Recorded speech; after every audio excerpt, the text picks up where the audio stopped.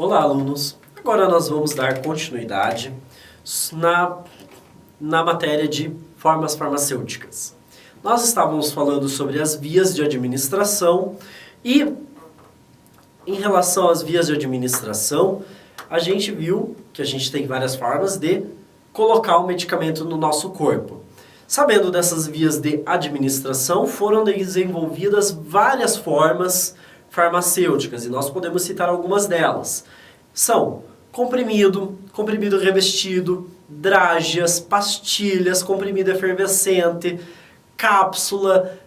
Nós temos a cápsula que pode ser a cápsula dura, cápsula gelatinosa, os pós, os granulados, as soluções, os xaropes, os edulitos, que a gente vai falar que é um tipo de xarope, as emulsões, que podem ser creme, gel. O gel não é uma emulsão, falha minha. Voltando aqui, emulsões são cremes, são loções e pomadas, que podem ser divididas em pastas e ceras. Nós temos aí o gel, que aí é um outro tipo de aplicação tópica. Nós temos os óleos, nós temos sprays, os óvulos, que são formas farmacêuticas administradas via vaginal. Nós temos os supositórios, que são as formas farmacêuticas administradas vias retais. E os produtos inalantes, que são aqueles que você tem que respirar ou inalar. Enfim, nós temos uma variedade muito grande de vias de administração e de formas farmacêuticas. E aqui nós falaremos sobre isso com mais detalhes. Então, do que é feito um medicamento? O que a gente precisa para fazer um medicamento? Como a gente viu, o medicamento ele não está no estado bruto. Então, isso quer dizer o quê? Que tem mais coisa na composição do medicamento. Então, quando você vai lá na farmácia, compra lá o teu, digamos, um produto antialérgico. Você foi lá e comprou loratadina. Você está com alergia. Você não está tomando só loratadina. Você está tomando outros componentes juntos. Esses outros componentes que fazem a fórmula, digamos ali, do comprimido, por exemplo, mas pode ser de outra coisa, são chamados de excipientes. Então, nós temos princípio ativo e matéria-prima. O que é matéria-prima? Matéria-prima é tudo que compõe um medicamento, até o princípio ativo.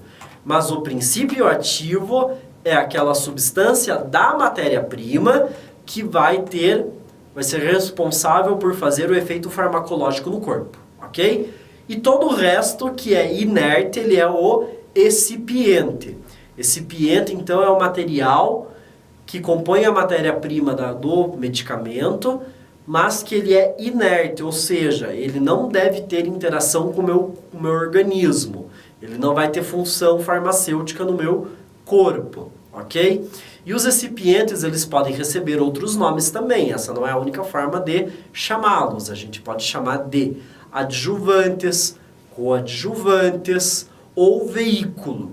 Veículo normalmente é o nome que é mais utilizado para os cosméticos. Em geral, a gente utiliza esse nome, ok? Então, é importante que fique clara a diferença de matéria-prima e princípio ativo. Princípio ativo é matéria-prima, mas nem toda matéria-prima é princípio ativo. Então, o excipiente é qualquer componente de um medicamento que não seja substância ativa e o material da sua embalagem, ok? Então, a gente está tomando muito mais coisa além do medicamento, porém, não é motivo de preocupação na maioria dos casos, porque eles são inertes, ou seja, eles não vão ter reação com o nosso organismo. Durante o desenvolvimento tecnológico, o excipiente ele foi evoluindo. E o excipiente hoje ele é uma forma que a gente tem de melhorar o próprio medicamento. Muitas vezes o medicamento ele não muda. Digamos, você continua comprando paracetamol 750 miligramas. Desde que foi lançado o paracetamol, você continua comprando a mesma dosagem. Mas o que vai melhorando? Vão melhorando os recipientes que são utilizados no medicamento, para que o medicamento tenha uma melhor absorção, para que ele seja mais fácil de engolir e assim por diante, ok? Então nós temos as melhorias do recipiente que melhoram a qualidade do medicamento.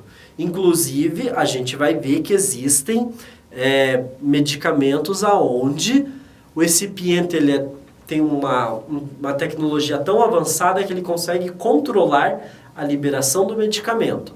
Mas calma que nós veremos isso mais adiante. Então, a função do recipiente qual que é? É proteger o medicamento que está na embalagem através, uma das coisas que a gente tem no medicamento é o uso de conservantes para proteção microbiológica e, dependendo da forma farmacêutica, é também para proteção contra água, contra oxidação, contra a luz, ou seja, são os antioxidantes.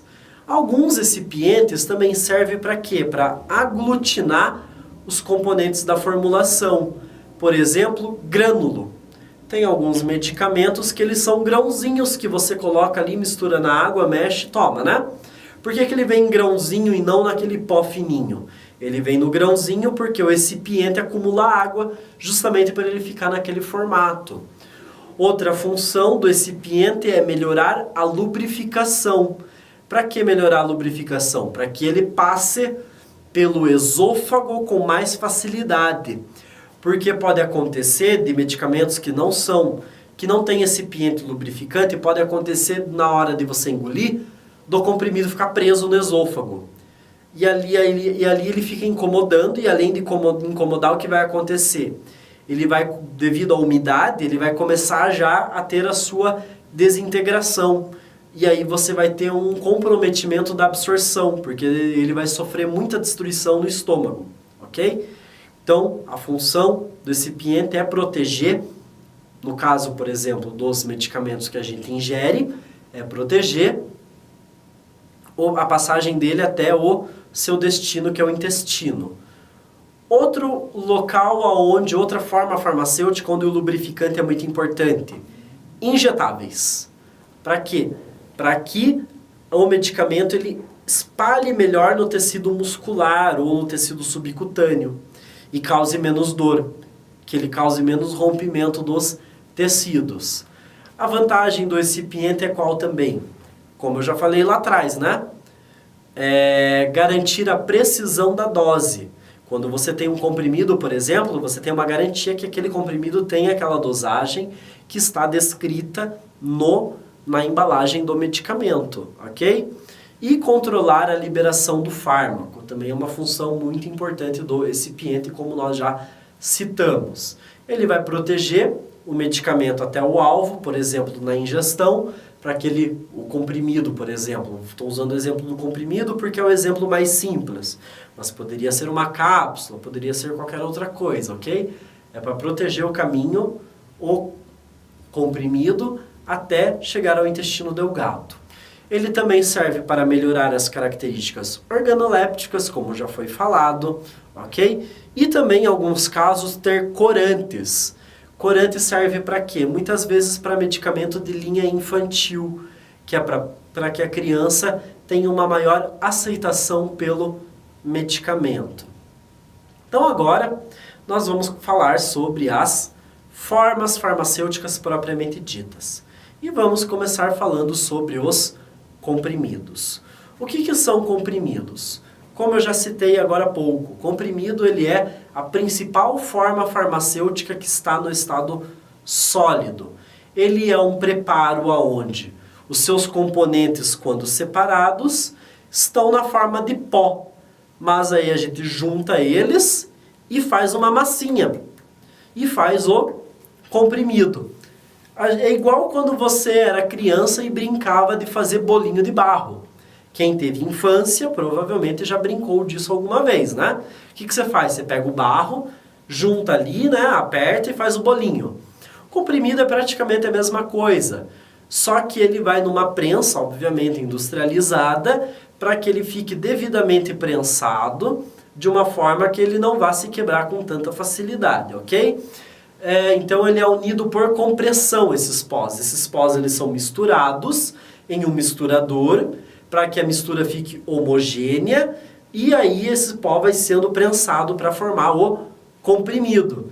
Como ele sofre compressão, obviamente ele recebe o nome comprimido, ok? Para que ele tenha então essa fórmula, essa forma física estável e de fácil comercialização. Então agora nós vamos fazer uma pausa e em seguida nós vamos continuar falando sobre comprimidos e características de alguns comprimidos especiais.